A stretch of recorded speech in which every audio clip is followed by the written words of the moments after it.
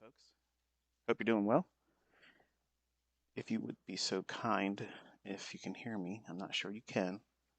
If you can hear me, let me know on Twitter. Just tweet at me and say, "We hear you, old man."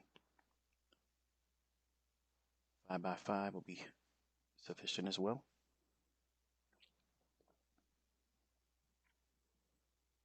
Can you hear me? All right, Chris, thank you so much. Let's see if I can get a couple more people just to confirm it. Thank you, Jasmine. Eduardo, thank you. All right, so we are looking at the NASDAQ here. Give me a moment. I apologize. Just want to make sure I mention the right report that's coming out. At 10 a.m., we have the revised consumer sentiment data. So it's a medium impact driver. This morning, we had core durable goods orders, and that gave us a little bit of a pre-market rally. Back up into new week opening gap, and then it went a little bit higher than that, obviously. Now, I want to take you over to a 15-minute chart real quick, and I'll let you see what I'm looking for. I mentioned the other day on Twitter, or they call it X now, we had this big drop down here on Wednesday. So Thursday, I tried to kind of calibrate your attention and focus on looking at the relative equal highs. We have relative equal highs here. We just cleared those. We have these two here and this one here. So I like the idea of getting up to 680. It may use the data at 10 o'clock to go through that. We've been fighting the impulsive nature that most traders want to pick the tops in bull markets. I know I tried to do that. Not technically. I was afraid that a high was forming when I first started trading, and that would usually keep me from taking trades when I was first starting out, thinking it couldn't go any higher. It's at all-time highs. It can't go any higher. And it just kept going higher. So because it's an election year, and because it is a year that oh my goodness, what am I doing? I'm supposed to hide that kind of stuff. I'm supposed to be paper trading. There goes my reputation. All right, so we're looking for reasons to see the price go higher. And because it's an election year, they're going to pump up and froth up the stock market, because the public's perspective is that the stock market equates to the economy, and that is not a true statement. Okay, it's a big casino. We're all in here doing things, that has absolutely no bearing on what the outcome is going to be for our economy. The stock market can keep going up. Just look at Venezuela. Years and years ago, it used to be the richest country in South America, and lavish, and their stock market kept going up while they were going down in hyperinflation. So we're probably going to see the same stuff here. I mentioned that in 2016, the United States is heading to Venezuela 2.0. Just look around, you see it. So what we're watching for is what we get at 10 o'clock. Okay, so the first 5 or 10 minutes, worst case scenario, 15 minutes, we'll see what we get in regards to price delivery. I would not want to take a silver bullet trade, Cameron's model. I would not want to take that until after a few minutes, the 10 o'clock medium impact news driver, because they use these types of data points to mask or smoke screen their real intentions, and it's usually perceived as, well, this is what the market does. The market uses buying and selling pressure, and it's really not that. But we'll be studying these two price levels here, and again, I'll go back and take a look at the tweets I posted yesterday, telling you to keep your focus on the things that were smooth and left remaining above the marketplace after we had Thursday's decline. So admittedly, I was working with my private group yesterday. I'm going to job in a little bit until we get to 10 o'clock, because there's really nothing for me to talk about right now. So I just want to give you a little bit of backstory. Yesterday, I was working with my private mentorship students, and no, you cannot join it, and no, I don't give signals, and no, I don't teach them any special videos or lectures. This is we all hang out, and sometimes I'll call Price, with them live, and I was doing it audibly. That means I was recording my voice and sending those little clips to them real time, and it's a lot easier for me to do that than to just type out in all the individual user groups. So when I do that, there's no recording. Okay. You would have never known yesterday that I took 2 losing trades had I not made that public. But they were watching me. They heard me explain what I was looking for, and I was using many of the same PD arrays I used yesterday in the mitigation of those 2 losses. So the first losing trade I took was a $1,200 loss, which was my normal full position size, which isn't much in terms of handle movement against me, but it's still nonetheless, it's a loss. And then I took a smaller leverage position because of the loss, and I got burned for $800 on that. So total of $2,000 less commissions. So I had to work to get that back. Now I told them, admittedly, I said, for them, because it was a morning session after a large range day on the daily chart. Let's take a quick look at that daily chart real quick. The protocol. If you're very, very new in trading, you want to try to stay away from the morning session after a large range day. And I get the question a lot as to what constitutes a large range day. How do we like determine what that is? What is it measured against? What makes it a large range day versus just picking a title and just applying it to that? Well, if you look at what we've had. Let me get this off here. It's a lot of lines and stuff. Here's Thursday. Here's today's Friday's trading. And Thursday, look how much larger this is in relationship to the last several days. Okay. I like the last 3 days, and it's usually a repeating theme in my concepts. Whatever the range average is over the last 3 days, if it's larger than that, then we're outside of the normal 3-day range. Now, you can have a large expansion day inside those last 3 days, and it may skew the data. But over time, when you start to see the 3-day average start to compress and go smaller and smaller and smaller, I got this idea so that way for the folks that like to try to say I rebranded something or took somebody else's stuff and applied a new name to it, and that's really not what's going on. But everybody else is doing that with my stuff. I bought a book in 1995. It was called Street Smarts by Linda Rasch and Larry Connors. And they talked a lot about what Toby Crable mentioned in his day trading book. And it has to do with the smallest range in the last 7 days. Okay, so I got really interested in that idea of looking for some compression where the market starts to get smaller and smaller and smaller. And when the market gets really, really quiet, I wasn't able to observe this until I heard Larry Williams describe it in one of his keynote speaking ventures where he talked about short-term trading and day trading. And one of the things that is a precursor to large ranges is an inside day. Okay, an inside day is what we have here. So here's Thursday's trading. And I want you to take a look at what I mean by that. We have, don't worry, I have time. You're looking at the clock. You're going to start talking, it's going to move, and you're going to say, well, there it is. You missed me, haven't you? I know you have. I know you have. The old man knows. All right, so here's Thursday's range. But now notice also Thursday's range is inside of Wednesday's range, which is here. Now this is not my work. This is something that I learned from Toby Crable and Linda Rasch and Larry Connors' book, and the ideas were further helpful to me when I applied what Larry Williams was talking about, specifically range contraction. And the idea of looking for the market to get into these small little ranges. And I'll take my hoodie off here. It's a little too warm in here. When the ranges get smaller, or if they get relatively smaller than they have been over a predetermined number of days or periods, Toby had this idea that the smallest range in the last 7 days usually is a precursor to something. And without stealing the thunder from his book, and you can get it off of Amazon, it's not the original book. I have the original book. It's very, very expensive. You're going to pay a lot of money for it, but you can get like a really poor photocopied edition of it, but you're still going to get the same stuff. So I have both. I have the one that's sold on Amazon, and I have the actual original first print. So you can see we cleared that initial buy side there.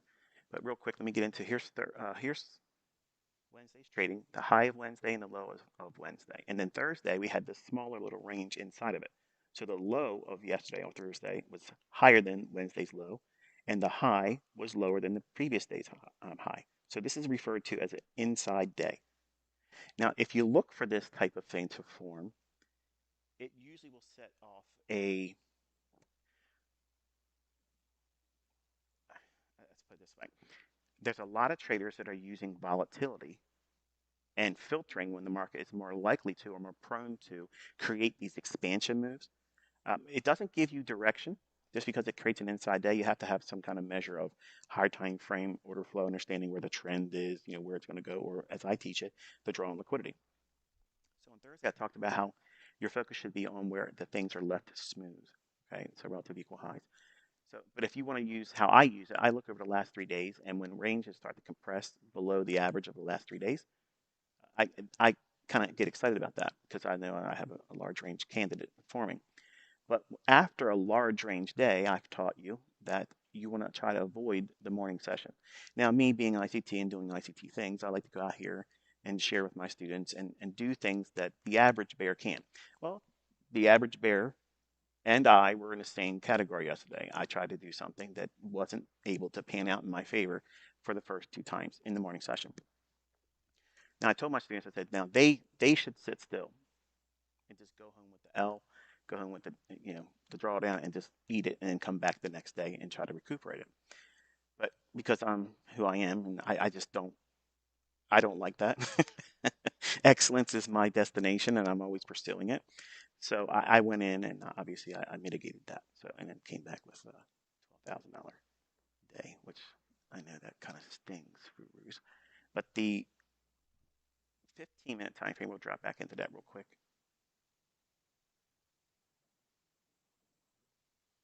You can see how we had Thursday's drop down, and retail was all over this thinking, okay, we've topped, it's over, the market's going to go in, bears are in control, all that type of rhetoric. And then we had this really, really difficult morning session. We didn't have sustained price runs. There's a lot of give and take, back and forth, a lot of scribbling. Okay, imagine your 5-year-old with a crayon for the first time, and they're looking at your budget reviews that you're using for your work presentation, and they color all over top of it. And this is kind of like what it looks like, where it's back and forth, back and forth. It's very, very fuzzy. Okay, this is what I refer to as fuzzy price action. And the only reason why I came with that term is because I was trying to teach my kids younger, and it just stuck. Okay, so that's my highly technical layman's term. The this high here is a little bit higher than that one, but nonetheless, my focus has been here. And on Thursday, I was prompting you to go back through your charts and look at anything that was relatively smooth in terms of highs. Retail would see that as a classic area to defend any short positions. And I'm quite sure larger funds have positions with stops above that. And we're really getting close to doing that now. We are at the 10 o'clock time. And let's drop into a 1-minute chart.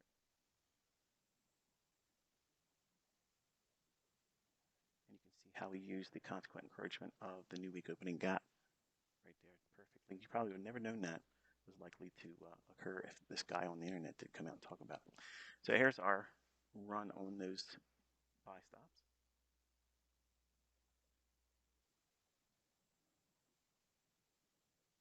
Okay, and now we'll sit and wait for a few minutes and see what it wants to do now. We have a huge gap. So if you look at the regular trading hours, right here, this is beautiful. That's my favorite type of range amount for looking for gap ideas.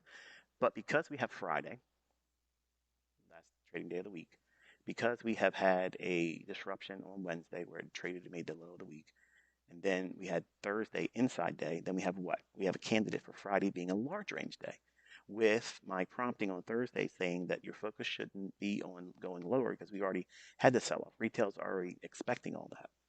So they're going to use Friday to do their run on unfinished business. Unfinished business is the orders up above the 659 and a quarter and the higher level that I can't see because this candlestick, um, what is that? 680. Okay, so 680 level. So that buy side, both levels of buy side have been engaged now. I'm not suggesting or trying to make the case that it would want to come all the way back down into the gap. This is a day where I would say, okay, this is probably going to be a day where we leave the gap intact and not even try to go back to it. It can have a retracement, but because we're in a primary bull market, we're in an election year, and we're just literally less than 2 weeks away from the election, if you believe it. The probabilities of it going back down to that gap, based on what we're seeing here, is not as high as it would be if it were like in this area here. And whenever you have a opening gap like this on a Friday after a large range day, then created a subsequent on Thursday smaller range day, all based on the daily chart, that compression, that small tightening up, it's kind of like a spring. Okay, I'm going to borrow the term actually Larry Williams used. It's kind of like taking a spring, a metal spring, and twisting it tighter and tighter and tighter until you can't compress it anymore. And then when you let go of it and just throw it away, it springs. It's a lot of animation. It doesn't just move a little bit. It's bouncing all over the place and it's moving around a lot. Well, that's what small range days or inside days create. It creates that probability that you're going to get a large range day. Now, a large range day has the benefit of having very repeating characteristics. And I'll show you what I mean by that real quick.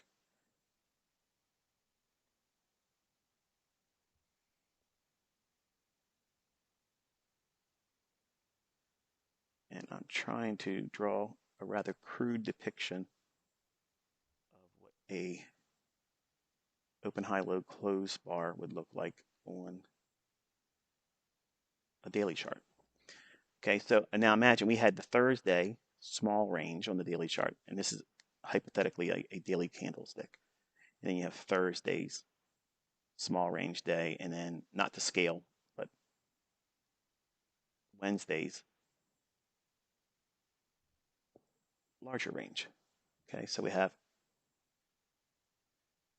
Wednesday's daily candlestick or bar, then Thursday's smaller, which is it's higher low than Wednesday's and lower high than Wednesday's, respectively.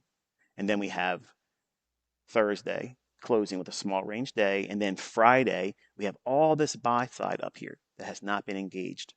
After Thursday's went lower, smashed everybody's expectation of continuation. Now everybody is tricked into thinking the market's going to go what? Lower. So because we have the probabilities of seeing and I apologize if you hear a noise in the background like this vibration, my neighbor is having trees cut down. So I had to deal with that yesterday. So in a way, I was kind of glad I couldn't actually live stream. But today, if you hear it, just know that it's something I can't avoid.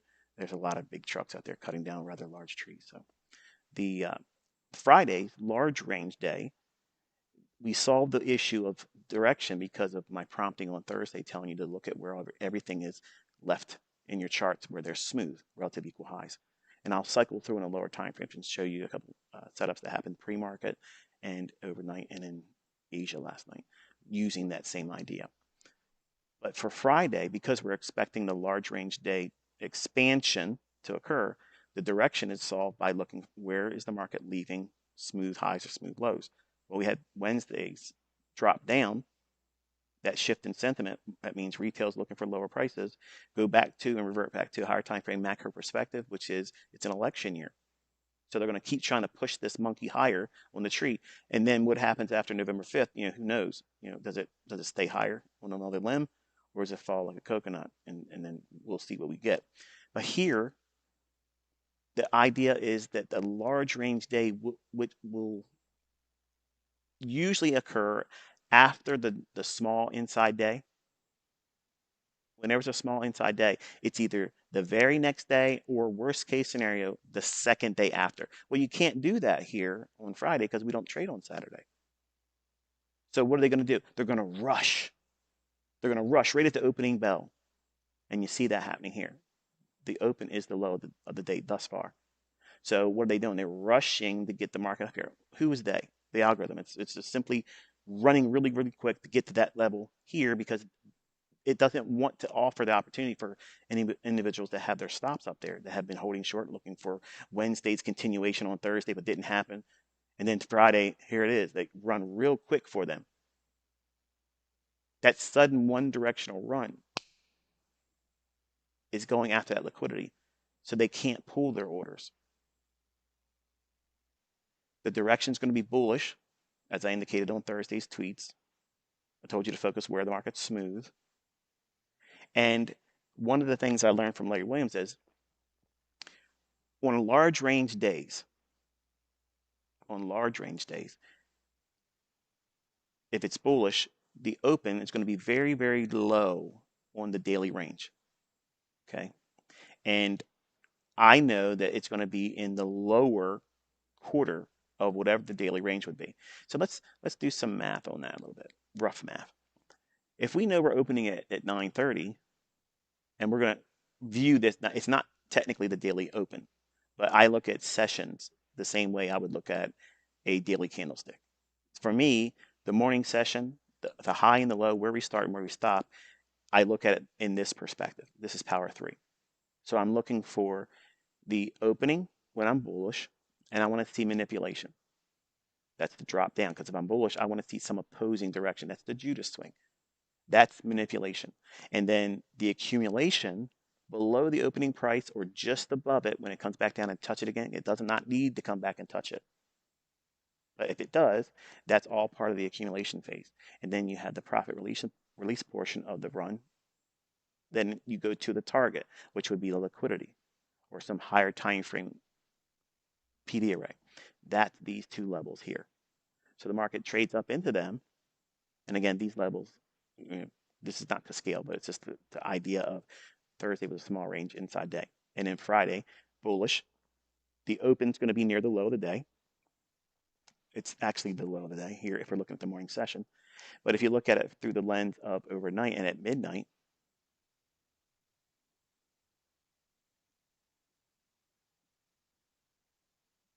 there's midnight. It creates the opening here. Look at it like this.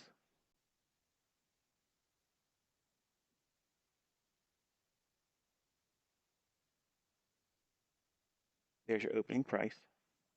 Here's the low of the day right there.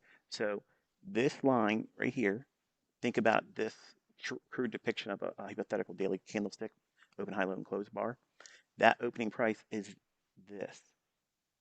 This drop down is this little tail that's making the low of the day. And then the market trades higher. It doesn't always, but it can come back and use that same opening price.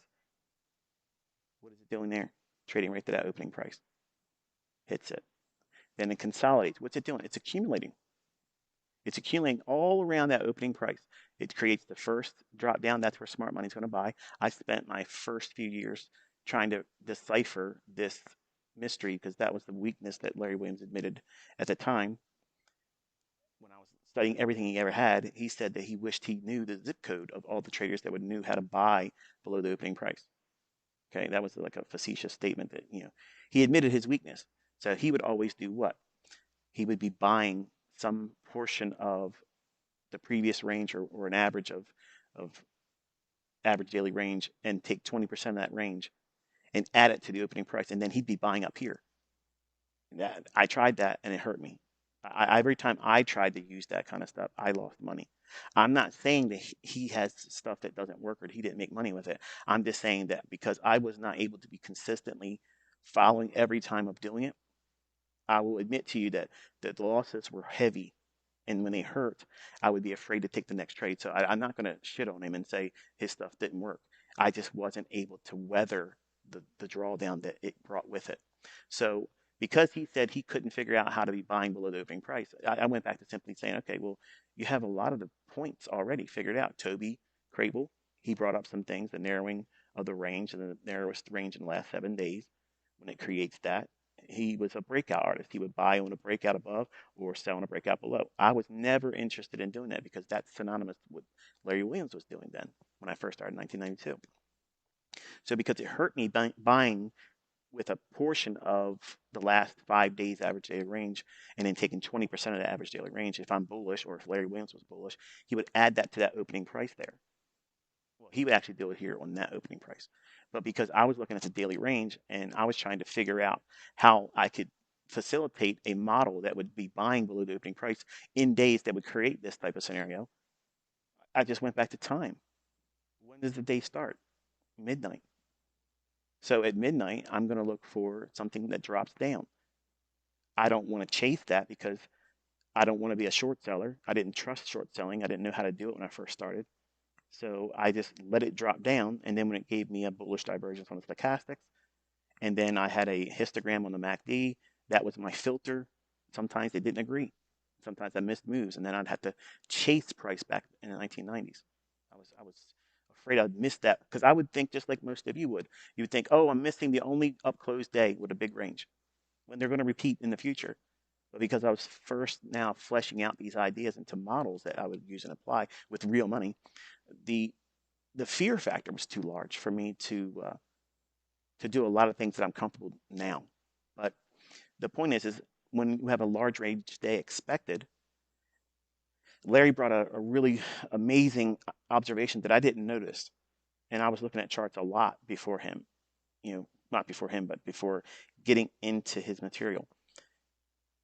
I never noticed that the opening would be near the low of bullish days. It was just completely, I didn't know about it. I didn't pay attention to it. It never drew my attention to it. No one ever called any special attention to it. But because his material talked about that, I was like, wow, as a day trader, like that's a superpower. Like that's literally like one of the wonderful advantages if you're a short-term trader or a day trader.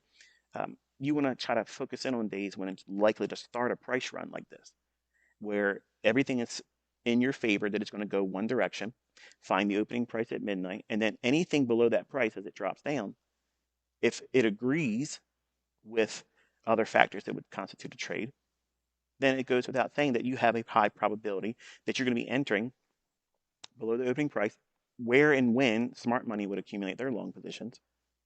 And just know, if we have an economic counter like we had this morning, we had 8:30, 2 news drivers, and I don't recall off the top of my head what they were. Give me a second. I don't want to say something that wasn't accurate. 8:30, we had core durable goods orders. And again, that's a medium impact news driver. You can find this information on forexfactory.com's calendar or Econo Day. And they're both free resources. But then we had another news driver at 10 o'clock. So we had a split. Notice that? We had 8:30 news, and then we had 10 o'clock news. So you got to be real careful on days that have that split news delivery, because sometimes it can create like a catapult type move or whiplash, where it sends the market one direction, not the data, but the algorithm will use that data and trip traders up, and they'll use the first set of data at 8:30, kind of like a FOMC, where the first run is the fake run, and then at 2:30 during the conference at FOMC, the real run takes place, and it's much larger in the opposite direction. Well, sometimes when you have split delivery on the economic calendar, 8:30 and 10 o'clock news like that, it can create those scenarios.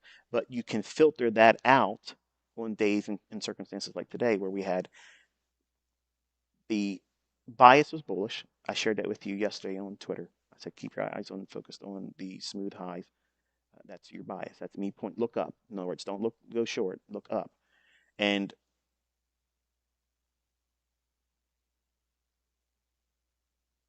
when we're looking for the last trading day of the week to go for that target, or these targets that we had outlined here,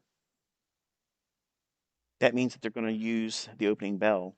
And even though there might be a large gap here, even though that there's a 70% likelihood that it trades the mid gap, these are the circumstances and these are the types of days where it's going to say, not today.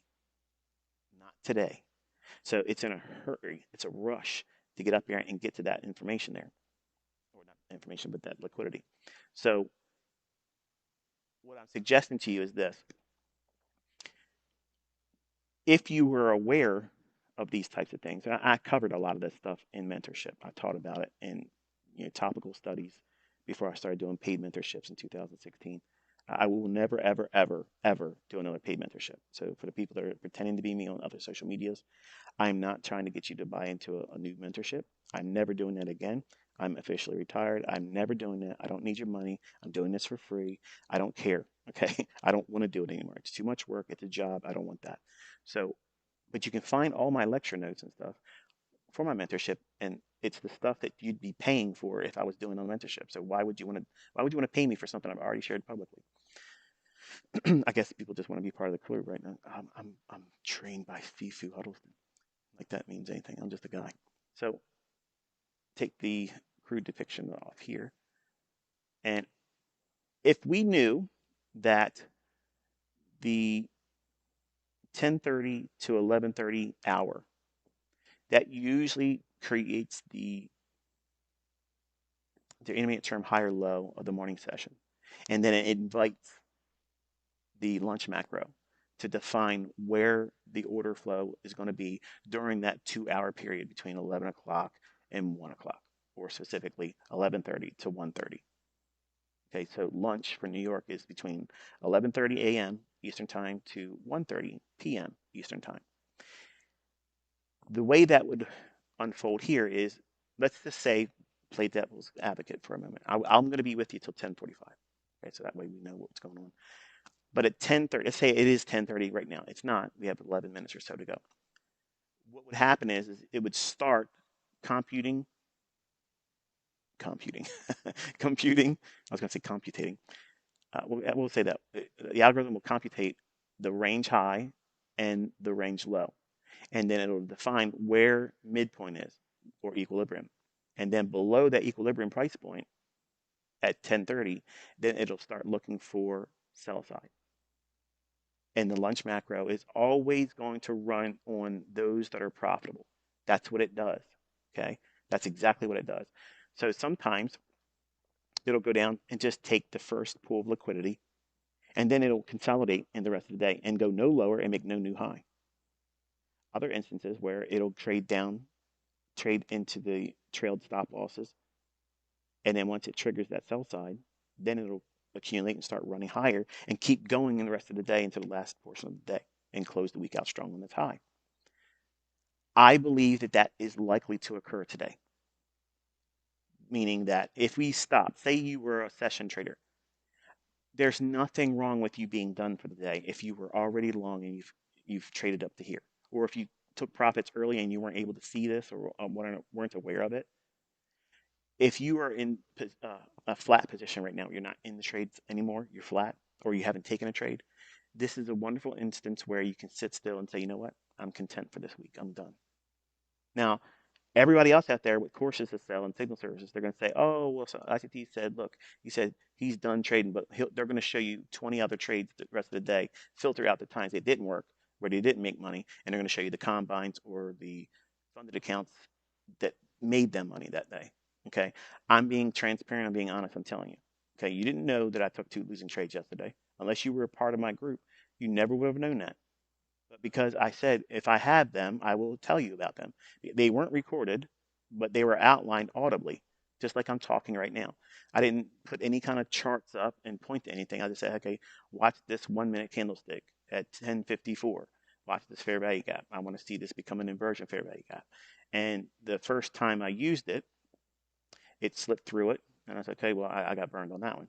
So because I'm staying with the idea that I shared with you all on Thursday, that start looking for smooth highs. That means my bias is bullish. It's been bullish. So I'm not going to abandon that narrative. I'm going to sit still and wait when the market starts to shift in my favor again. Wonderful. I'm going to use those same PD arrays. They're not stale. Okay, I don't trade supply and demand. Okay, we don't always look at the first run into a zone. I don't trade zones. It's bullshit. I'm looking for PD arrays that the algorithm is going to go right back to. And you watched me execute on those things yesterday. You know, I used a 5-second chart just to twist a knife on some guy that works on a campus as a police officer. Well, potentially as a police officer, let's say it that way. So buying near the low when it's bullish and it's a large range day, okay, it affords you a lot of comfort, patience, Now, it doesn't mean you're going to have patience in the beginning because it's going to be easy for you to want, like if you were long, let's go into regular trading, or now let's go on electronic trading hours. Let's go back into that midnight time. And here is midnight rate. What the hell am I doing?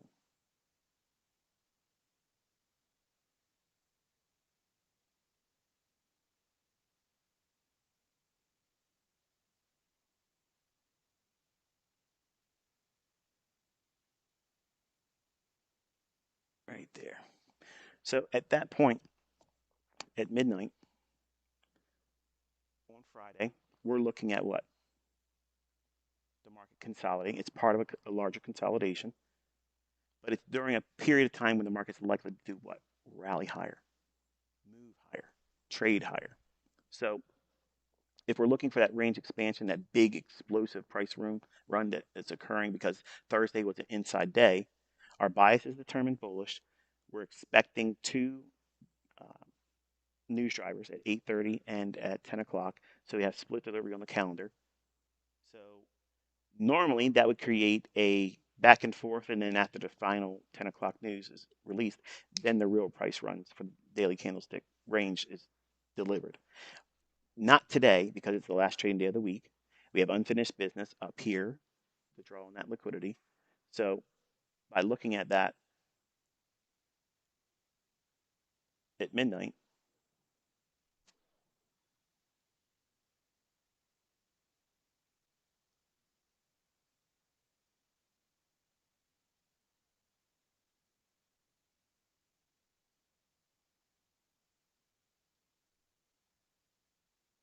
opening price, drop down, it trades back above it, trades back down into the opening price here, rallies, accumulates, accumulates. 3 a.m. What time is 3 a.m.? That's the heart of the London session. So we would what? Expect the market to do what? Create some kind of a displacement. Does it rally higher? Yes. Does it go above a short-term high? Yes. Then the market drops back down. What is it trading back down into? An order block. Does it take the low out? No. Does it rally again? Yes. Volume imbalance, inefficiency, inversion, fair value gap. All of that's being clustered all in that same area right there. Consolidation, consolidation. And then finally, at 3:30, rips, trades higher, takes higher, runs higher to 4 o'clock in the morning, trades all the way back down into the middle of the consolidation in here. What's the bias? What are we looking for? Higher prices.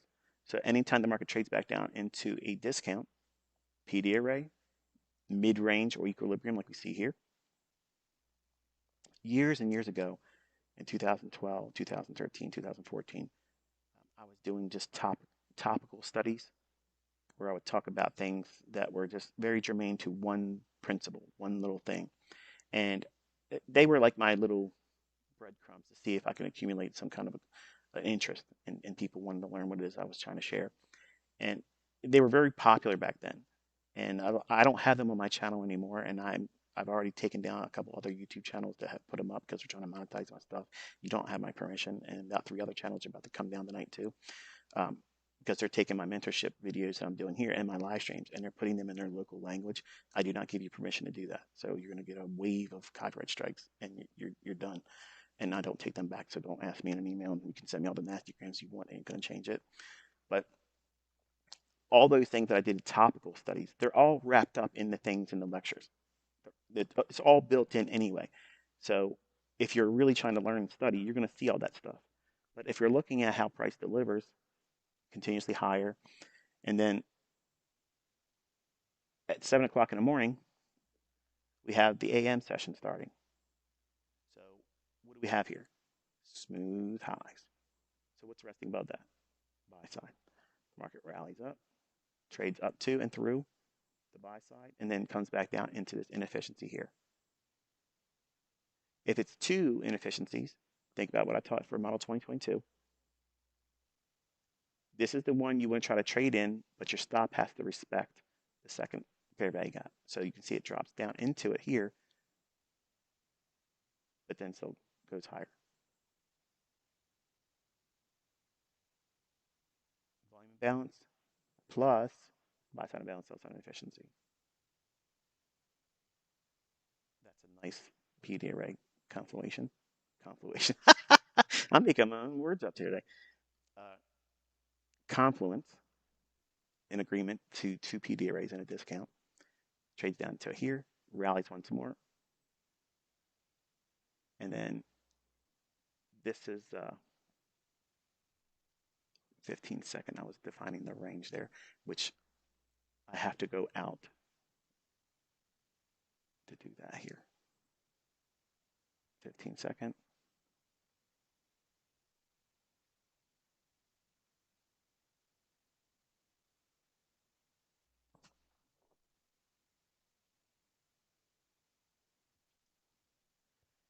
All right, let's just say that you wanted to be a part of this move, okay, and you wanted to be a part of it over the daily range.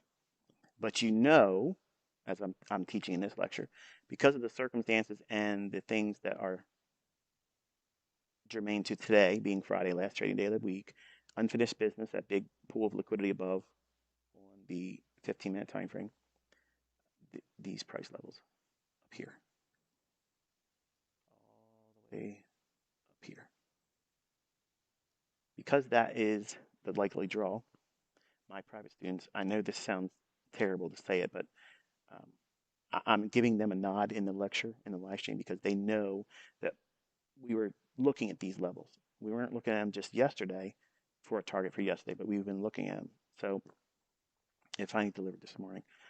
But because we know that the likelihood of a large range day is going to form today on Friday, because we had a small inside day on Thursday, meaning that the range on Thursday's daily high and low was smaller. The high was lower than Wednesday's high, and the low of Thursday was higher than Wednesday's low. So that means it's inside of the previous day's range. Whenever that occurs, you have the indication that there's going to be a large range, explosive, large range, one directional move. When it happens, it's going to most likely deliver in the basis of a low resistance liquidity run condition. That means it's not going to be a lot of fuzzy price action. Not going to be like it was yesterday on Thursday. Think about what Thursday really did. It created a small inside day relative to Wednesday's daily high and low. And because it's creating that small range day, it's not surprising to see how it was very back and forth. Even though it was tradable and I got beat up on the first two trades I tried, the next two fixed it because I stayed with my narrative. I didn't throw it out, throw the baby out with the bathwater. I didn't abandon my model because I had two losing trades in front of my students. I didn't lose my edge. They didn't change the algorithm. All these things that you're worrying about. I know that I have models and a perception of a price that's going to stick to me forever as a trader. I'm never going to abandon them. I'm never going to look at the market any other way. But I'm also a realist because I know I'll mess it up. And I did. I messed it up yesterday. My models don't fail. I fail using them because I try to do things when I've even told you not to do it. Don't try to trade the morning session because why? The approach to trying to force precision in days like when we have a large range day on Wednesday where it's a big down day, the following morning session, you want to avoid that because it's going to evade you when it comes to precision. But because I'm ICT and I like to do things to prove a point, well, I proved the point that I'm human too, and I lost 2 times yesterday, back to back, just like that. And then I went and got it all back with more. So I'm not advocating that you do that. That's the part of me that makes me not a good mentor because I'm willing to break my own rules because I'm good enough to come back from it. And when you're first starting to do this, you're going to want to do those things because you hear me say that, or if you watch me, or if my students see that, they say, "Oh wow, he had two losing trades. It was a little cringy because you're supposed to be ICT and you just had two back-to-back losing positions, right here. And what would the internet think if it got out?" And I'm sure they all were running out there in their little circle jerks, like I was joking with my crew yesterday. And I told them, I said, they ran out there real quick. Watch this. ICT lost 2 trades, but you'll never hear him talk about it. He wants everybody to believe he's so good, he's perfect. But I come out here, I told you, if I have a losing trade, you're going to see it. I'll tell you about it. I'm not afraid to talk about it. In fact, it's helpful. It communicates the very thing that I teach you not to do. Don't trade in the morning session after a large range day. It's simple, isn't it? It's simple. But because they're my concepts, because I codified them, and because I'm a little bit better than the average bear, I'll chance going out there and doing it. And when I'm doing it like that and it's profitable, when I'm able to say, look, see, I was able to do this, I'm not flexing and saying, look at this, look at me. Look. I can do that without doing that. But it's me saying, don't count this as something as a skill set for you to acquire because it's simply me doing something where it just happened to work in my hands at that time. It's better for me to try to do these things in the evidence division of, see, this is why I teach the way I teach. And I know this, it pisses people off when I say stuff like that. But if I only come out here and teach on days that are just real easy to trade, and it's all one-sided, wouldn't that wouldn't that kind of communicate to you that you're going to always know the days that it does that? Contrast that with I teach a lot around days and periods and conditions that are not going to be conducive for very precise delivery and price. Have you noticed that? Have you noticed that in this 2024 mentorship? Because that's the part I told you in my 2016 and 2017 paid mentorship, that every time that someone joined my paid mentorship, they got those same lessons that are already on my YouTube channel for free. And they had to go through all that core content to understand what I just told you. So that way they don't have to go through it. But because they didn't want to be taught in hard conditions, if you're not really ready to learn, you're going to come to me and say, okay, teach me how I need to learn because I know how I should be taught. Well, if you know how you should be taught, then you know everything and you're the teacher then. I'm not gonna waste my time with people like that. So I always build in a method in my lectures where if you're that way, you're gonna get bored with me or frustrated and you're gonna stop watching me. And that's exactly what I want you to do because I don't have time for you. You're not ready to learn. But for someone that's willing to subscribe to the ideas that it's going to take a lot more time than you think, it's going to require patience, and you want to learn how you're going to ruin yourself. You have to identify where those quicksand periods are, where that oil slick in the road is, or that big pothole down the road that is going to destroy the front end of your car. Okay, you don't take your high-end sports car and drive over top of potholes. You try to avoid everything that's going to cause damage. So as a mentor with 30 years plus experience doing this, I know where these troublesome areas are going to be in the marketplace because I needed to know that. I blew a lot of accounts when I was 20. I roasted myself continuously back then because I was a cowboy and I knew I had a purpose in doing it. I was literally funding research and development in my own hands, and I was learning a lot of things, but I didn't understand or appreciate the measure of scar tissue that it was creating in me. So when I teach and I lecture, I teach you these things and I tell you, don't do these things so that way you listen to me because it's not you that I'm talking to. Remember that. It just feels like we have this connection together because I'm talking and I'm picturing my kids in my mind. I'm seeing Caleb and Cody and Cameron and my youngest son and my daughter and any of their children in the future that I may or may not ever meet. I'm talking to them in mind. So that's why sincerity is coming out of my mouth. I'm speaking from my heart. I want them to learn from my mistakes. I don't want you to repeat what it is I've done because it's hard. It's hard to grow outside of that. That's what caused me to take 6 years to figure out everything because I actually figured it out a little less than 3.5 years, but I spent time working through stuff, trying to tinker with things because I thought I could make it perfect. And I was never able to get perfect. So perfect is always going to elude you. It's always a passion of mine, but I know enough that I'm never going to hit perfect. So if you're looking for periods where, understanding where you're going to hurt yourself, and if you have an educator in anything, it may be trading, it may be another skill set or hobby or sport, if they have a way of teaching you how you're going to hurt yourself, how you're going to find difficulties, and if you can observe that beforehand, isn't that an advantage? Now contrast that with some of you that are brand new. Say this is the first time you watch the video from me or a live stream.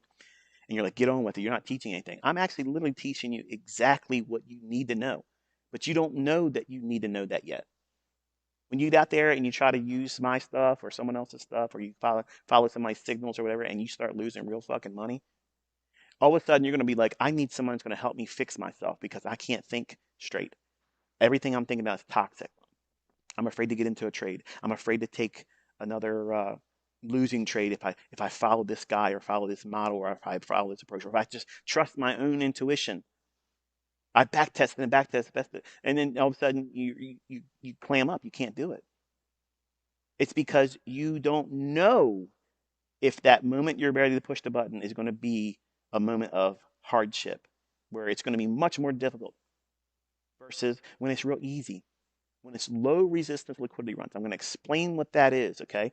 Because yesterday, study intraday price action on Thursday. Go through your 15-minute time frame, 5, 4, 3, 2, 1, and if you have the ability to go down to the less than 1 minute candlesticks, do that. And you'll see a lot of back and forth, the overlapping of the ranges. Once it creates a run, it comes right back over top of it. That is high resistance liquidity run conditions. That means that you're going to get chewed up, spat out. You're going to either blow your account, blow your combine, go into severe drawdown, or full tilt and be afraid to do anything the rest of the day. And because that happened to you yesterday, you're going to be fearful of taking the trades when it's like it is today, when it was low resistance liquidity run, where you don't have a whole lot of give and take and back and forth. It's just find me a PD array, get in it, go. Gone in 30 seconds. Okay, so what I defined in here, and I'll kind of walk you through this. This is pre-market, pre-session. If you look at the high here, there, that high is this rotation, and then start to move all the way back down into this area in here. So what I identified is the bodies of the first high here, and this was like a stop hunt. So I ignored that. So I'm looking at this reference point here as the low, and it comes back down and hits it here. So pre-market, that means before 9:30's opening bell, 8 or 10 minutes after 8, okay, you're in a macro. So what's it going to do? It's going to spool, trading all the way back down, booking price down to the low over here. If we can define that range, okay, once we have that, we can calibrate that to whatever the high and the low is at the time. Once it retraces back down to a discounted rate and starts to move higher, what is it doing right there on that price run? It cleared this high. If you're really, really bullish, you can use this short-term high here. That's a shift in market structure. But here, this really nails the deal and says, okay, we've had 2 periods or 2 points of reference where the market traded above a short-term high. And then it gravitates right back down into order block, buy-side imbalance, sell-side inefficiency, range high, range low. With those 2 reference points, and we're bullish, and we're expecting a large range day, and we're expecting that it's most likely not going to see, if we have a large opening range gap, we're not going to see what? Much, if at all, of a retracement into the opening range gap, because it's going to be go, go, go. It's Friday, doesn't have a lot of time. It's got to run aggressively for that buy-side liquidity in the 600s. So because all those factors coming together like a perfect storm, it's beneficial for you to try to start looking for setups before 9:30. I get questions all the time. What made you want to trade before 9:30? You teach Silver Bullet. I thought we're supposed to be trading Silver Bullet. I thought we have to wait till 10 o'clock. That's you. If you're going to use that model, you have to wait till then. But there's always silver bullets. Every hour there's a silver bullet. What are you talking about? I taught this. But if I give you a model to start with, I'm not saying that that's all I'm going to do. I'm educating. I'm giving you a plethora of different ways to do this. There's more than one way to skin a cat, and there's lots of ways to use my concepts. And that's wonderful for you as a student, because that means that I don't have to press you into a mold, which is what the silver bullet is at 10 o'clock. That's me pushing my son Cameron into a mold. This is the time you have to trade. This is the only thing you're going to be able to do. You cannot do anything else but this. because it forces him to start somewhere. Because he's my son, I have authority over him as his dad, even though he's old enough to make his own decisions. He's outside my home now. But because he has that respect and that fathership role I have over him, I'm I'm tapping into that to kind of like say, look, yeah, I'm your dad, but I'm also in this capacity, I'm your teacher, I'm your mentor. So I'm going to reduce your focus to this because that'll give you a baseline. You have to start somewhere. You got to get some kind of baseline experience. And it goes back to when people come to my YouTube channel. Where do I start? Pick something. You can't go wrong, but you have to have some kind of baseline foundation because unless you start somewhere, and there is no perfect, really, there is no perfect starting point. But now because we've done this mentorship in 2024, because I've been doing it over live price action and doing things, showing you what the market's going to do, pushing the button, go back and listen to the lectures, and you'll see me do it. The whole idea of looking for this repeating phenomenon is not enough. It's identifying where you're going to wreck yourself. That's why 99.9999999% of educators out there, they don't touch this topic because they don't fucking know. They don't know. Every day is a trading day until you get your ass handed to yourself. And you don't talk about those days. You won't show your funded account stuff then. You'll just pretend it never happened. But when it's working in your favor, then you'll broadcast that stuff. And that to me is a little bit of a disingenuous motive because I am a realist. I am a realist as I teach. I teach through a demo account, paper trading, because I'm not licensed to give financial advice. But I am not a demo trader in the real world. I have to do things to comply legally in the United States. A lot of you yahoos out there, whether you're doing it in the United States as an American or outside this country, in the States, there are governing bodies that will absolutely grab you by the lapels and say, come here, son, and make your life hard, make you pay fines that you probably can't afford, maybe even jail time, and disbar you from having any ability to trade in the marketplace. That can happen. There are consequences. So because I don't want that problem. Okay, I don't need that trouble. Okay, I do things, and even though you may not like it, it may, oh, you're supposed to be ICT.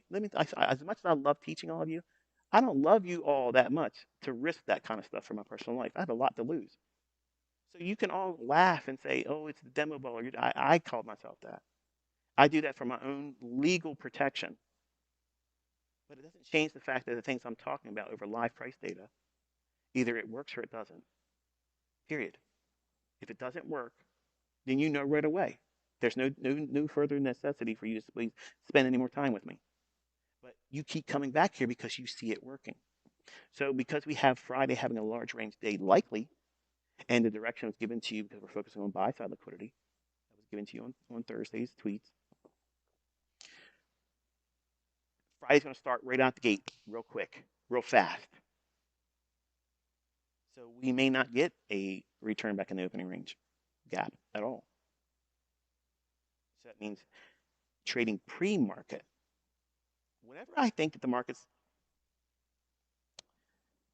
likely to create a very large range day, or if it's so one-sided directionally, there's the two caveats to it. I will many times elect to trade pre-market before 9:30 and not do anything as entries at all after the opening bell because I'm already positioned before the 9:30 bell even starts. I'm in there usually between 7 o'clock and 9 o'clock, something in there. I'm positioned and I'm holding. I probably have had multiple partials and I'm waiting to see the continuation and expansion through and blow off move that occurs during the opening bell and the opening range of 9:30 to 10 o'clock. And then if 10 o'clock affords me a silver bullet that would allow me to do a longer term hold and convinces me that I should go through the entire lunch session and then see if I can pyramid during the lunch macro where it retraces, goes down into liquidity. I can add to that. Or if I've taken partials off, I can add them back plus more because I have unrealized profit behind me still because I've entered so early in the day before 9:30. It just gives you a whole different perspective on what we're doing with the daily range. It's not defined just because at 9:30 it opens up and there's a gap. There's a whole lot of other things going on before 9:30 opening bell. But not every session before 9:30 should be traded. Not every one of them should be like that. There's going to be a lot of times where the market doesn't do much at all pre-market. And then at 9:30, everything comes alive and everything is very easy to trade. But because all the things I talked about in this lecture this morning coming together and coalescing in one day, in one session, very limited time because the week's getting ready to close, just a real big pool of liquidity above us. And the split delivery on the economic calendar, we have 8:30 and 10 o'clock news. And we were already likely to have a large range gap opening. So don't look for that opening range gap to fill. Wait for it to just rip and run to its unfinished business where the smooth areas are on your chart. So if we can define this range from the high down to that low, as I mentioned a moment before I went on to my rant, we can then look at the grading aspects. So again, this is for the folks that say, if I post something on Twitter or if I post a video on YouTube, you don't see my comments, okay? I have them set to review because there's a lot of people posting some weird stuff about, I can't remember what it is, but it's always like, I'm so thankful that you talked about some AI 14 something, whatever. It's probably some kind of crypto. I don't even know what it is. But when one person posts or a bot posts on that, there's like 80 different responses to that, kind of like promoting whatever that garbage is. So if it ain't that, I got one or two people come in there, I'm a scammer, I'm a fraud. But the rest is like, thank you for sharing all that stuff. And it's just, it would look like I'm paying for that stuff. And I'm certainly not paying for bots to leave comments, okay? You should use my comment section on my YouTube channel as your own little study reference point because the comments that you leave, you can write down in comments certain minute markers and say, this is where ICT talked about, order blocks or when order blocks aren't likely to work. It allows you to have like a scrapbook or note-taking aspect because you're the only one who can see. I can see your notes, but no one else can see that. And it doesn't clutter up. You don't have to sort through all the comments to find your bookmark where you watch the video up to this certain minute mark. Like you're wasting your time, when you don't use that resource because every one of my videos has that ability for you. But the I lost my train of thought.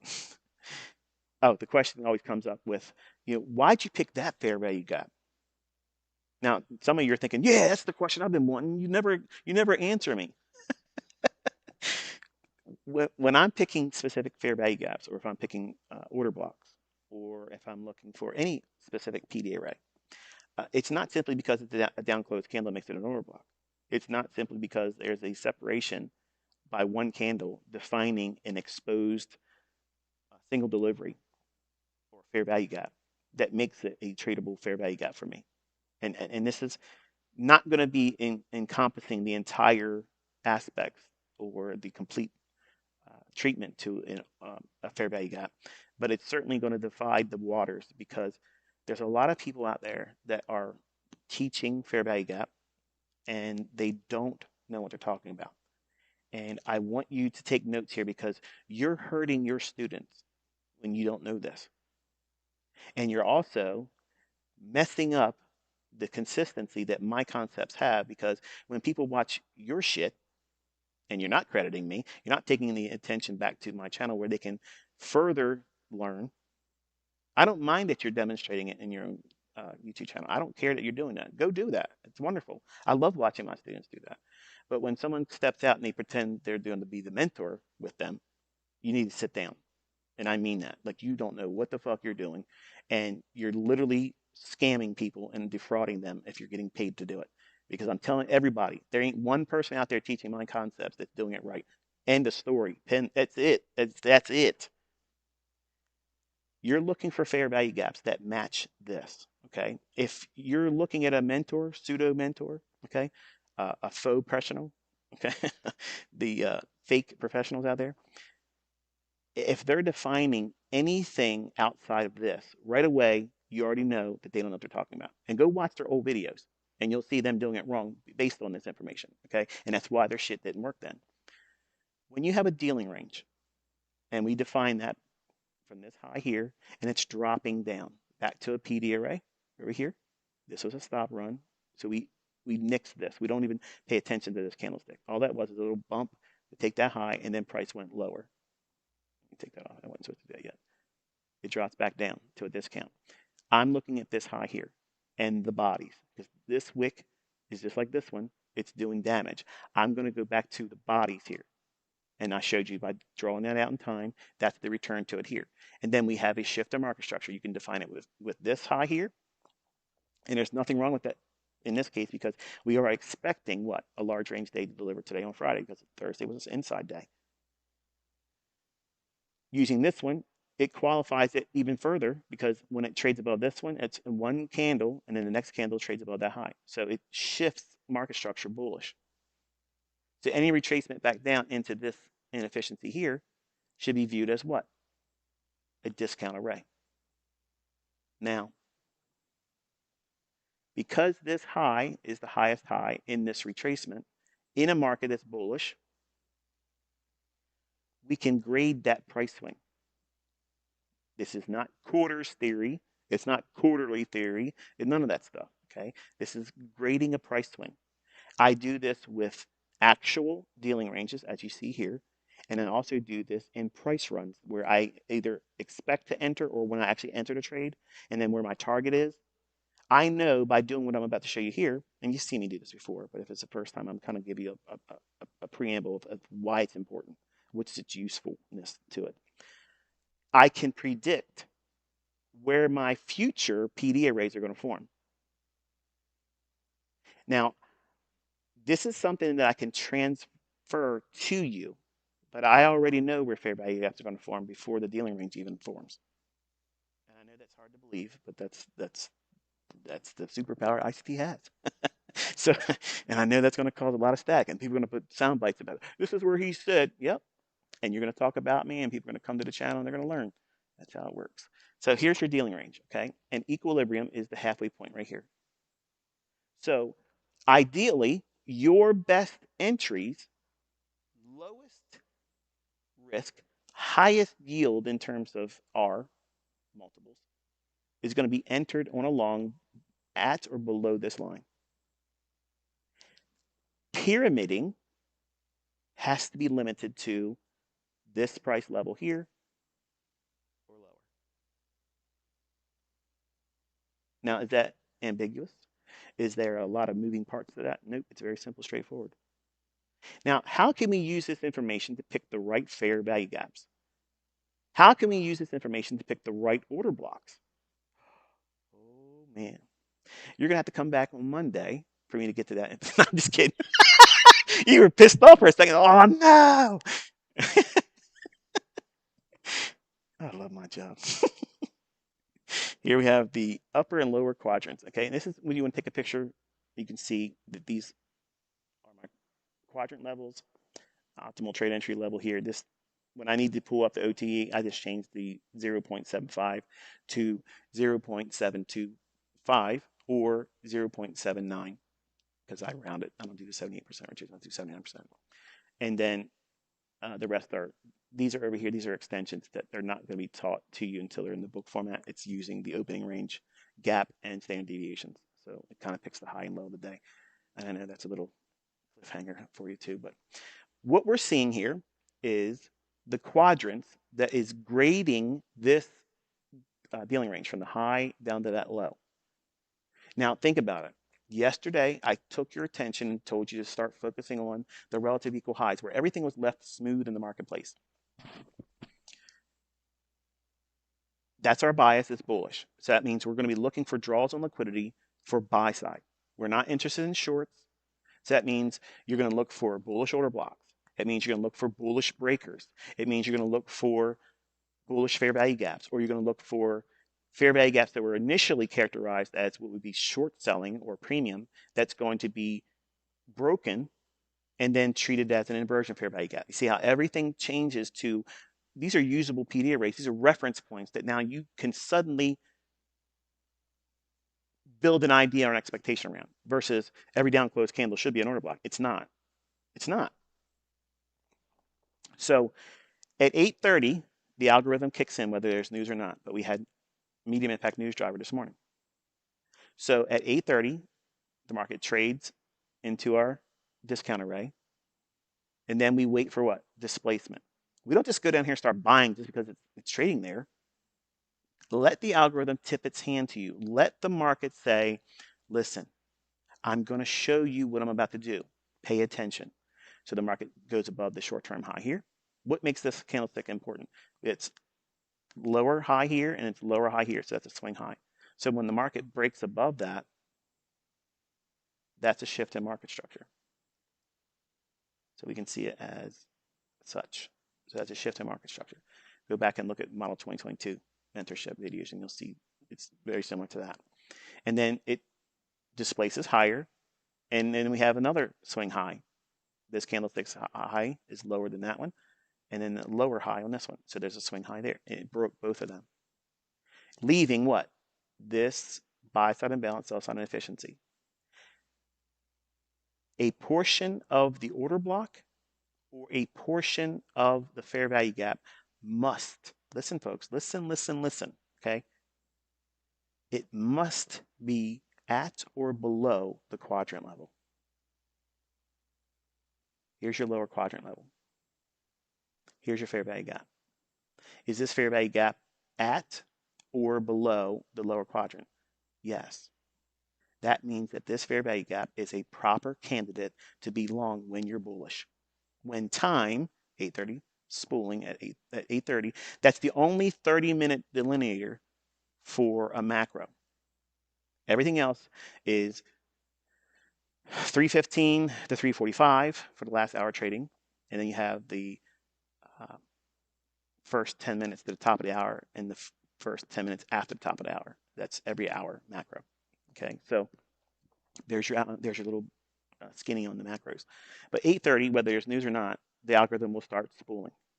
If it doesn't start spooling and running, then you just simply wait because it's telling you that it's waiting for the 9:30 opening bell. So what happens if you're anticipating something here and just meanders around or goes lower? Do nothing. Sit still and wait for the 9:30 opening bell. But because I built the case around everything I'm talking about today, see, we're already inside of the equivalent of 2 chapters in a book just with this live stream. Just this live stream talking about the impacts of knowing how to use the economic calendar, knowing how to use the day of week phenomenon, understanding the pools of liquidity and the PD array matrix, and how to now use that information and define which order block, which fair value gaps are the one I trade off of, because that's the one the algorithm is going to use. That's authorship. That's fingerprints, okay? By defining this with the quadrant level here, your fair value gap or order block, which is this down close candle right there, is that below that quadrant level? Yes. Yes. Is this fair value gap at or less than this quadrant level of this dealing range? Yes. Now watch what happens. The market trades down. We have a little bit of a mohawk. That's fine because you have an order block there. That order block right here. Why am I using that one? Why am I specifically using that one?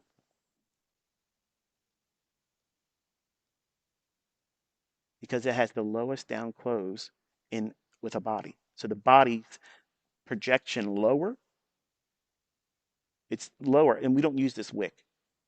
This is your order block right there. So half of that order block is a mean threshold reference point. It's not consequent encroachment. Consequent encroachment is gaps or inefficiencies or wicks. Okay. When it's a candlestick body, in this case it's a bullish order block, half of that range is mean threshold.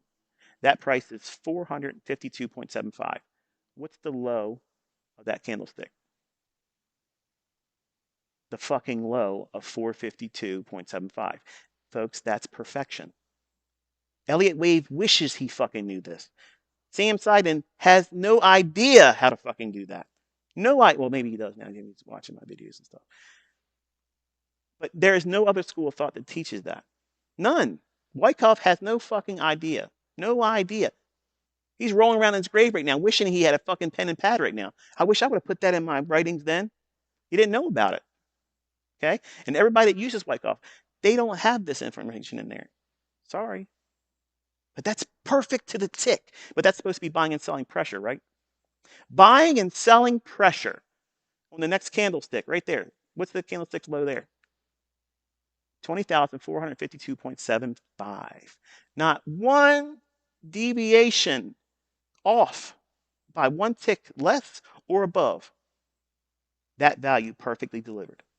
And you're going to tell me, you're going to argue with me that it's buying and selling pressure, the randomness of everybody coming together and buying and selling on their bullshit that's going to cause the market to stop right there, right? You know, it takes more faith to believe that than it's simply that there's an autonomous price engine that literally is controlling the fluctuations in the ebb and flow until it's manually disturbed by intervention. That's what's going on. And you can argue with me all you want, but you're never going to convince the author. You're never going to convince me, and you're never going to convince my students have now seen it, they use it, they make money with it. They can predict it, they can anticipate, they can see it. And some of them have communities where they're doing it in the witness of others continuously. And you're never going to convince them that they didn't witness it. Not just once, not once in a blue moon, every fucking day. Now find that in anything else out there. It's not. So the market does what? It rallies back up, and look what it does. It delivers into this volume imbalance. See that? So this volume imbalance, it delivers it. What's it missing? Buy side and sell side delivery. So it lays a body up in there. So it buries a body inside that volume imbalance and then drops right back down into what? That swing high here. Rallies back up, leaves the lower quadrant, trades up to equilibrium. Meanders around in here and then causes what? Another displacement. What is this candlestick right there? What is that? It's a fair value gap. Well, ICT, why didn't you use this one? See, he doesn't even use his own logic. He doesn't even use his own stuff. He's making it up as he goes along. Why didn't he use that fair value gap, ICT? Why aren't you using that? Because isn't that a fair value gap? Isn't that a buy side and sell side efficiency? Ain't that the thing? Ain't that the thing? No. Because where's that? The majority of the body of that buy side and sell side efficiency is what? Above that quadrant. Uh-oh. Starting to make sense now, isn't it? So here we have what? Equilibrium. We're at that precipice where if you're building a position in all this down here, pyramiding, like you've seen me do many, many times, we're at that halfway point of that dealing range. So that means you have to do all of your business at that price range here or less if you're going to be pyramiding. Otherwise, if you start adding up in here or above it, you're really just tossing good money after potentially you might see a retracement. Even though it's low resistance liquidity runs, meaning that we're not getting a whole lot of deep retracements. What's a characteristic of low resistance liquidity runs? Do you remember? Do you remember what it is? Down close candles will support price higher, and inefficiencies will leave a portion open. Is that hard to remember? I've already said it before, but you probably forgot. But now this is the time when you write it down in your journal. Every day when you first start your day, have that written down in front of you on your notepad. High resistance liquidity runs are going to see a lot of give and take back and forth, and every fair value gap will be closed in. Remember, if it's spending a lot of time in the inefficiencies, what is it doing? It's telling you what? We're inside of high resistance. That means it's going to be problematic for you. You're not going to be comfortable in it. It's going to be back and forth price action. Don't run your stop loss up real quick to break even. Just let it move or don't trade. That's the characteristics with it. So in here, we are in close proximity to equilibrium from the dealing range high, dealing range low. We've already accumulated down here, rallied up, equilibrium, retracement, and then displacement here. So we are seeing this fair value gap dead in the middle, consequent encroachment. We can now take that also. So because it's laying inside of equilibrium and half of that gap is basically overlapping that blue line, which is equilibrium of the dealing range, when you're bullish, how could you use that? Now you can try to put a limit order to buy right at the midpoint, trusting that it's going to leave the lower portion open. Notice how it left this down here open? What is that? It's a breakaway gap. This is a tradable fair value gap. But because the consequent encroachment of this gap, which is this, watch. That's this line right here, okay? It's overlapping with the equilibrium price point or middle of the high to that low. So it's a convergence of two factors of equilibrium or midpoint. So this is where a institutional order flow entry drill would be optimal, because you would expect what? Only a partial entry into that blue shaded area or fair value gap. Trust me, my charter members are flipping out right now because they were never taught this. You're learning it with them. So this is institutional order flow entry drill.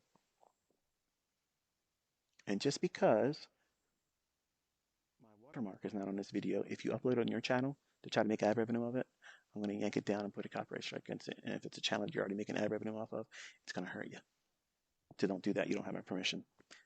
So this is institutional order flow entry drill. Or you can use the upper quadrant of this range, and that would be done like this.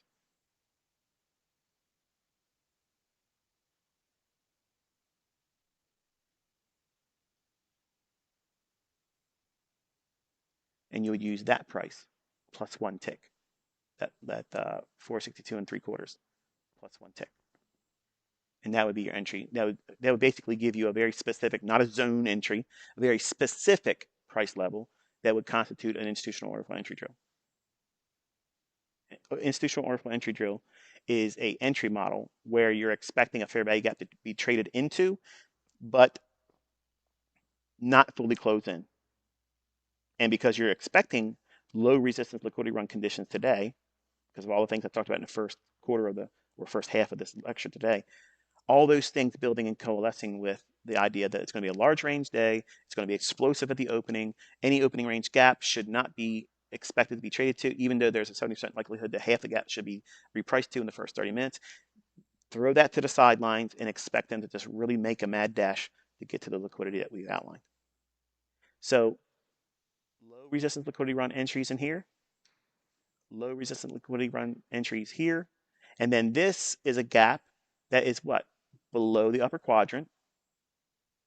And this is where I would use to see if I'm on side. Now, you can take that and enter on it. There's nothing saying that you can't use that as a model. I'm not saying that I'd be comfortable doing that. I could do it, but because I have to have principles and protocols and procedures to follow, because otherwise I'm left to my flesh, and my flesh will do like it did yesterday and put me in things that I shouldn't be doing. So when I try to fancy dance and finesse my own stuff and try to let my own experience dictate what I should do versus the process, the protocol, the model, the rules, stay on the right side of the road. Don't cross the yellow line, Michael. Well, if you're listening to me, you're trading ends on the entries here or less. Anything above it, you're just using it for management purposes. So when this fair value gap forms, this is a valid fair value gap, but it should not fully close in. Why? Because we're in low resistance liquidity run conditions. We're in an early session of a potential large range day that's bullish, and we're at the quadrant, upper quadrant, and less. See that? So what does that create in here? This candlestick's low, that's an institutional order flow entry drill. That's an institutional order flow entry drill. That's an institutional order flow entry drill. Leaving what? Portion of the range open. That is telling you continuous feedback that yes, down close candles consecutively, that's an order block. Draw that out in time. Hits it. Does it support price? Yes. In and of it by itself? Nope. Half of this gap at equilibrium and an order block, this portion should stay open. It should not trade back down to this one because that's a breakaway gap. All those things are signatures and characteristic of low resistance liquidity runs. Folks, there's nobody else that's taught that stuff. And that's the stuff that I didn't know that I needed to know. Because when I trade in these environments, it's flawless. That's why when you watch my executions, you're like, what in the hell? And you see my stop losses and they're ultra tight and I'm sitting comfortably and they're getting real close to it. I'm not worried about it. I'll add right there. I just shared it with the other day. I added right into it. When it was getting close to my stop loss, more, because I know your jaws would hit the floor. And then all the comments that came behind that trade. What in the hell? Yeah, because I'm using what I'm showing you right here. When you enter in here, your stop loss can be just below this candlestick's high because it's not going to go down the lower bottom of that fair value gap because we're in low resistance liquidity runs. The algorithm is controlling this. So if you know what the mechanism is going to be when it is seeing these things based on defining your dealing range, knowing where equilibrium is, if you're bullish, you're buying at it or below it, in every fair value gap, or in this case, order block. Isn't this an order block? Down, close candle, down, close candle. 2 consecutive down, close candles. That's all one range. It's doing what? It's delivering price lower. Does that down, close candle support price going higher when it comes back down to it here? Yes. Then price goes where? Higher. Down, close candles here. 1, 2, 3. And then it creates that final institutional order flow entry drill, like it did here in this range here, going right below the high of the fair value gap. Same thing here. This candlestick's low. That's the high of this blue shaded area or fair value gap. So it's trading back down into that. But isn't that also reaching into, I lost my train of thought. The order block supporting price, right? When we're seeing price trade down into it, this candlestick here, isn't that an order block? Isn't a down close candle when price is moving higher? Inside that candlestick's range, it's trading down into it. And it's rare that it does this, but sometimes it will. It'll trade to the low of the candlestick. I don't like that. I would never enter on a trade like that. I want to see half of a bullish order block, the mean threshold or higher to its high. I want to see price use that portion of it to trade down into and then repel price away. When you're looking for dojis or tails beneath the candlestick, like we're saying here and here, those are forming inside order blocks or inside fair value gaps. When the order flow is bullish, you can anticipate these things forming. That's why when you look at my entries, I'm always entering on the very lowest candle or the one candle before or the one candle after the lowest candle when I'm bullish. Don't take my word for it. Go back and look at every example I've showed when I'm executing with live data. No market replay. I'm using what I'm teaching you right here. Now the market then leaves this range and breaks above the dealing range here. And then we're going into what? We're going into that 9 o'clock hour. And we trade up into new week opening gap here. I almost said something that would have been a little too crude. Not in the sense that it would have been vulgar, but I almost mentioned someone's name, but they're probably watching and they know I mentioned this price level, 20,495. I mentioned that yesterday. That was my target, and it hit there. I prompted them when it hit too, by the way. We traded up to just short of consequent encroachment of the new week opening gap. Now this is current new week opening gap. Notice I don't have 1,000 different new week opening gaps. I don't have every new day opening gap on my chart. Some of you are leaving comments saying that I am so confused. I have all these lines in my chart because you're trying to put everything that's in the kitchen sink in front of you. I don't do that. All you need, sincerely, all you need is a draw on liquidity. That might be a session high. That means like a morning session or a PM session from the previous day, a London session high or low, an Asian session high or low. Wherever you think the market's going to gravitate to for the purposes of tapping in and engaging liquidity. Where is it smooth?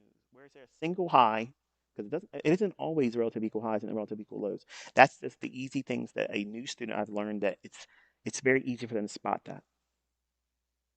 Just like a fair value gap, you can see there's gaps, but you just don't know. Now you know how I formulate an idea around the fair value gap that I want to trade on. Just because it's a gap doesn't mean that's the one I'm trading. And that's why these yahoos out there will say, "Oh, it's running through the fair value gap," because you're a fucking idiot. You don't know what you're talking about. You're listening to other people that ripped me off, and they ended running mentorships, teaching people for pay uh, monthly fees when they don't themselves know what the hell they're doing. They have no idea what they're doing. But watch and see how this all finds its way into their mentorships now. Watch and see. And you still don't have the half of it.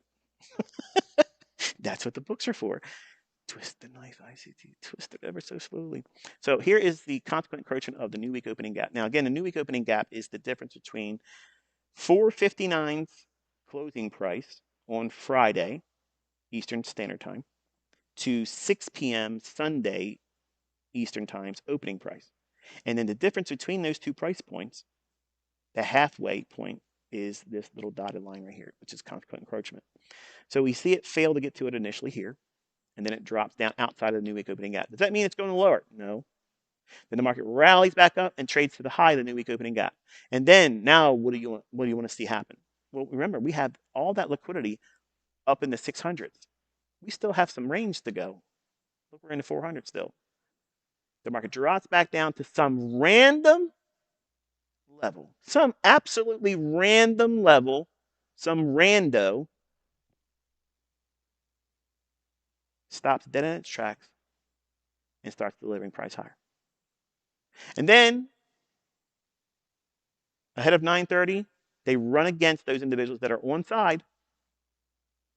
And all this movement here, even the Model 2022 guys, ICT stuff. Oh, this is a classic ICT Model 22. We have a shift in market structure. There's a fair value gap right there. It trades all the way back up to a premium. And then it's also optimal trade entry. And look at this. It's selling off. Yeah, look at that. Beautiful. If you didn't take a partial, your ass is handed to you. It's just being delivered back to what price level? Consequent encroachment. Consequent encroachment. Consequent encroachment. And then at 9:30, all hell breaks loose. Boom. Manual intervention. Yes, because the hand says we're not letting those buy stops off the hook. Rip and run. You see this delivery. Stopping dead in its tracks on here. If you never would have been taught the new week opening gap, look, settle down. I didn't invent a gap opening on Sunday. I didn't invent that. I codified the concept of using that gap. We're on fucking Friday, folks. That was on Sunday. It's been trading around, up, down, through, and all that stuff. But the time it's using those levels with the narrative that it's likely to go higher because the bias is bullish because it's an election year and we're not trying to pick the top in a primary bull market. When you have these things come together, you have blue ribbon results. You have too good to be true type results. That's what I'm showing you examples on. I show you examples when I know everything that I teach you is in my favor. If I try to trade every fair value gap just because there's 3 candles in the chart and one of them single passes through between the two, and I use that as the entry model for going long or short without a bias, without the right time of day, if I'm doing it ahead of an economic calendar event that's going to probably be used as a smokescreen to move price around, am I going to be successful at that? Fuck no, I'm not going to be successful at that. No way. Nobody would.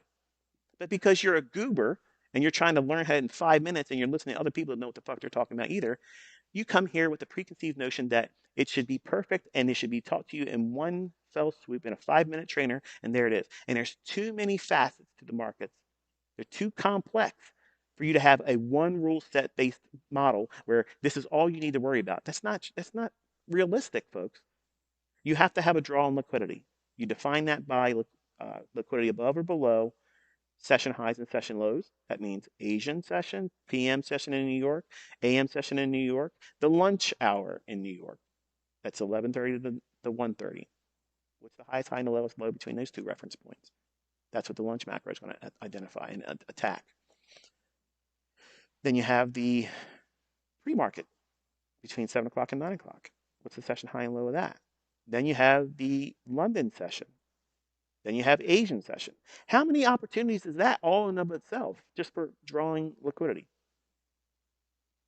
That's a lot. You're never running short on opportunities.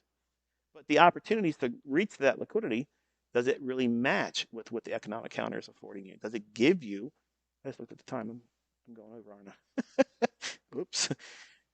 Good thing I'm not getting paid hourly, huh? The boss would be pissed off. You're working too much overtime, ICT. Go about to find your ass a pink slip. Get the fuck up on out of here. We'll find somebody cheaper. You ain't gonna find nobody better, baby. So the rundown into consequent encroachment, ripping higher, is all part of this larger range delivery that has been encapsulated around Thursday creating an inside day. So there's a compression. And then we know there's a large range expansion on Friday likely to happen. And you want to be pre-market entry and then let it go. And then it trades up into the pools of liquidity that we were looking for here. Gyrated around, came back down into a pool of liquidity here, relative equal lows. You see that? Trades lower, lower, rips, makes a higher high, and then we're just consolidating around that. And then we had this shit messing up. I thought that was a big drop when I had my crude depiction of a daily range. Did you think that dropped on your chart? Did you quickly look? Where the hell did that come from? Thought you missed something too. I'm looking at a laptop, so I don't have all my other charts in front of me a little bit. Look how it's just meandering around. That's what I'm saying. If earlier in the beginning of the session, when we were trading up here, I said you would be done. If you're a morning session trader, if you're a day trader, you'd be done. If you're a position trader, a swing trader, you'd have 80% of your position off, and then see if it wants to continue going into the afternoon session. It may not. But at this point, if you haven't banked 80% of your run, well, that you're doing it wrong. Okay. Um,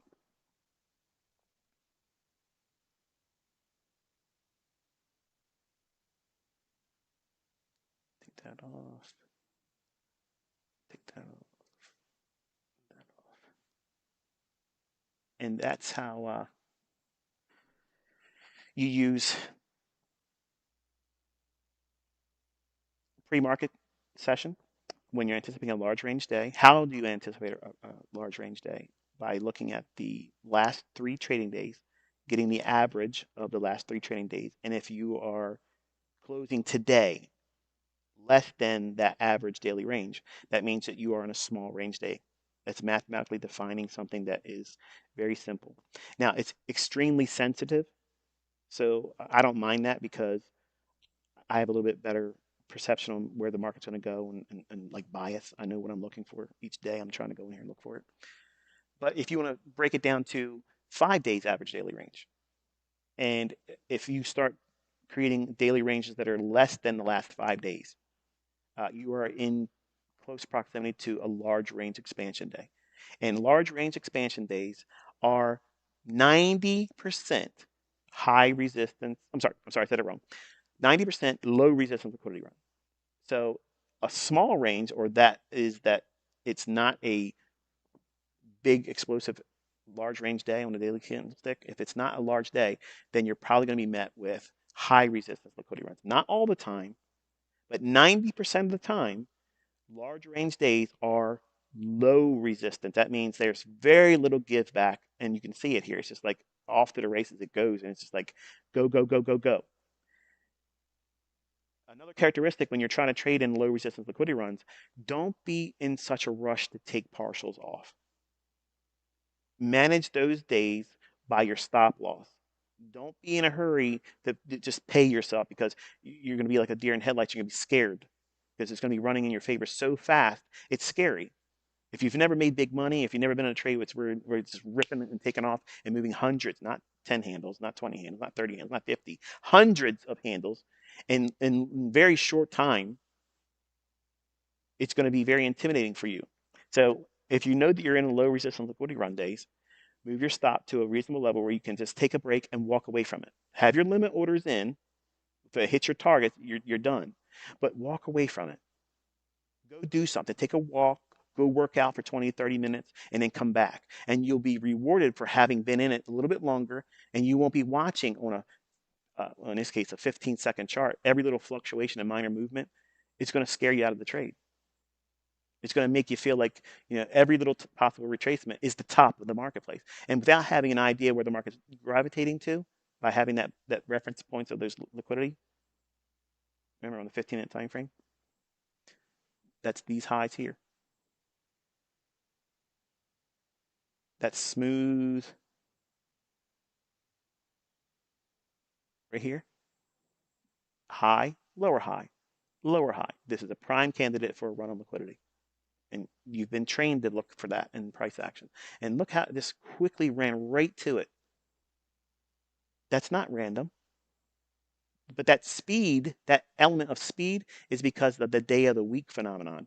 They don't have a whole lot of time. They only have today until 5 p.m. Eastern time. Are they going to wait until the afternoon to get to there? No, they want to be done. They don't want people to sit there and think, oh, maybe I should square my positions going in the weekend because there might be something that happens in the Middle East and I wake up to gap risk on Sunday. They don't want that. So they intervene manually and boom, you get that. Doesn't this look like FOMC? Look how fast that ran like that. That's not algorithmic. That's intervention. That's what that is. Okay. So there's a lot of things that you have to learn before you start going out there and trying to make money. There's a lot of things you have to learn that's going to prevent you from making said money. And as a teacher, as an educator that has real world experience, I've made money and I've lost money. And I'm telling you, losing money sucks. It sucks. And I have learned lessons that no other author, no other teacher, educator, and I bought thousands and thousands and thousands of shit. And none of them ever scratched the itch. They never gave me the things and the tools and the mindset to say, okay, I know how to buy into a bullish market. You all know how to do that. You know how to short in a bearish market. You know how to do that. But how do you manage your stop loss appropriately? Nobody fucking writes books on that. Nobody knows how to do that. They just say, okay, trail it below the next swing high when you're bearish. I'm sorry, scale your risk and reduce it by moving your stop loss to the lower swing high when you're bearish and keep trailing it down. If you do that in high resistance liquidity runs, you're getting stopped out. If you relax and don't do that in low resistance liquidity runs, you're not going to get stopped out prematurely because the market's going to be allowed to move around a little bit. And it's less likely it's going to move to those levels anyway. How many lows did you see get retraced on in here? On a 15-minute time frame, 5-minute time frame, 1-minute time frame. I mean, shit, look, it stopped dead in its tracks at consequent encroachment twice. Here and here. It didn't take sell side. It's not interested in that. It's aiming for what? These suckers up here. They're pissed off right now. I wish I would have took my profits on Wednesday. I wish I would have got out of my shorts on Wednesday. Goldman Sachs is like, what the hell? This guy did it again. All right, anyway. I would honestly love to talk to you some more, but it's Friday, and now my landscapers are here too. So they're competing with me, and they're distracting me. And as you get closer and closer to my pool, they're going to be louder, and that's going to be in my head as I do it. And I've already given you much, much more than I intended to do today. So we're going into the weekend. If you're in the United States, if you have not prepared to vote, go and vote this year. I've never voted before. I'm not going to tell you who to vote for, but you should be voting this year. You should do it. If anything, just participate in it, regardless of who you're voting for. I'm never going to tell you who to vote for. I can tell you who I'm not voting for, and that would seem like influencing you. So I'm not going to do that. But as we get closer to this election, we're probably going to see a lot of volatility. And if you've never studied price action on election night, that is a wild day. In the evening time, it creates this really wild spike up and down. They clear the board. I think it's going to be exaggerated this year. I think it's going to be an exaggeration, not just simply on election day. I think it'll go like that for a few days. And if they don't have the results, which if you've been paying attention, they're already building a narrative to expect that they won't know for weeks. And if you remember back when Gore and Bush presidency was done, it took weeks for them to come out and finally say that it was given to them. So Bush was identified as the winner at that time, and everybody was waiting on bated breath to figure out who was the winner of the presidency. There's a whole lot to expect in terms of tomfoolery, a lot of emotional response to who may or may not be the winner. We may not know for a while, and that's going to cause a lot of contention, a lot of stress, and it's going to cause a lot of perceptions about risk to be skewed. So what does that mean? That means we're probably going to see a lot of volatility. And my advice to you is what I told my private mentorship students: gear down in your leverage. If anybody's telling you trade big right now, they're an absolute fucking moron. Okay? You don't know, I don't know, nobody fucking knows what we're going to see in a couple weeks. But I know it's going to be a shitstorm. And I know that that means that risk is going to go through the roof. And instead of trading 15 contracts, 25 contracts, I'm trading one. Just one. Because I'm good. I'm real fucking good. But I'm no good in a market where they're just going to go in there and mop the floor with everybody. And I expect that. I expect them to do that. Okay. So there is a perfect stage being presented over the next couple of weeks where the level of manual intervention is going to be astronomical. I hope I'm wrong. I hope I'm wrong. And I hope it's smooth trading and just lots of really good low resistance liquidity run and less high resistance liquidity run conditions. I want that. I do want that. But it would be disingenuous of me as a quote unquote educator and mentor with your well being in my mind and aim for me not to remind you that you should dial back your risk. What happens? Okay, what happens if you make a lot of money and you're over leveraged? You're not going to stop there. You're going to take another trade, do the same thing, and you may not get the same results. And it may be worse, and it may end you. You may not be able to refund or purchase new accounts. You may not be able to do that, or you get scared because you've done that. Contrast that with listening to the old man, okay? If you just take one contract or trade in micros, this is not a once in a lifetime opportunity. It's going to seem like that, and everybody's going to sell it like that because they're gambling. When everybody's flying to Las Vegas and they're thinking, I'm going to take this couple $1,000 and it's a once in a lifetime chance. I feel like I'm lucky this time. And I'm going to make $100,000. I'm going to pick the right slot machine. I'm going to play blackjack and backgammon. And there it is. The roulette's going to bless me. I'm going to go home with six figures. I just know it. And you're driving home or flying home busted, disgusted, and just pissed off you never even went there.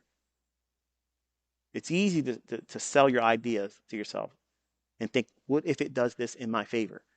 I'm just trying to be a voice of reason, and you can hate me for it. I don't care. Laugh at me if it's easy trading. I don't care. You don't know it's going to be like that. So risking with big leverage over the next couple of weeks, I honestly, until the end of the year, if you're trading with, elevated leverage, you're a gambler. And I don't give a fuck who you are, where you came from, how much money you made, how long you've been doing it. If you're pushing leverage in this environment, you're an absolute definition of a fucking loser gambler. And if you make money, I'm not impressed by that. I am not impressed by that. There's a lot of people that win the fucking lottery that had no skill. There's a lot of people that went to that casino and there was no skill in them doing that. Now, poker, I'll admit that takes a little bit of skill. But pulling a fucking slot machine down, that is no skill. None. Pushing a button and waiting for things to spin around, there's no skill in that. But everybody that comes into the marketplace and they think they're just going to over leverage and get these big, big moves and not have any hardship coming up in the next couple of weeks, just listen to me, okay? Your career is not encapsulated in the next couple of weeks, but you can end it in the next couple of weeks. I'm not saying you'll never make more money to put into another account or afford to pay for funded accounts, but you're going to end the visibility of what you believe in yourself by wrecking yourself. The lasting impressions of damage that's caused by over leveraging and conditions that we're about to experience, you can't fully appreciate that. I have lots of that stuff from the 90s in me still. And you don't have the 30 years experience that I have. So how do you think it's going to affect you as a new trader or a relatively new trader? It's going to be much more impactful. Adversely, it's not going to help you. It's going to make it harder for you to execute because you're going to be now thinking about fear, when fear shouldn't be any factor in your trading. Respect the risk, but not fear it. So have yourself a very pleasant weekend. Be safe, and Lord willing, I'll be back again on Monday. If you found this insightful, if you learned something from this, give the live stream a thumbs up. I promise it doesn't make me any more money. It just lets me know that you received something that helped you, and that's all it really means to me. If or not, it doesn't matter. I'm still going to make more videos. Until I talk to you then, be safe.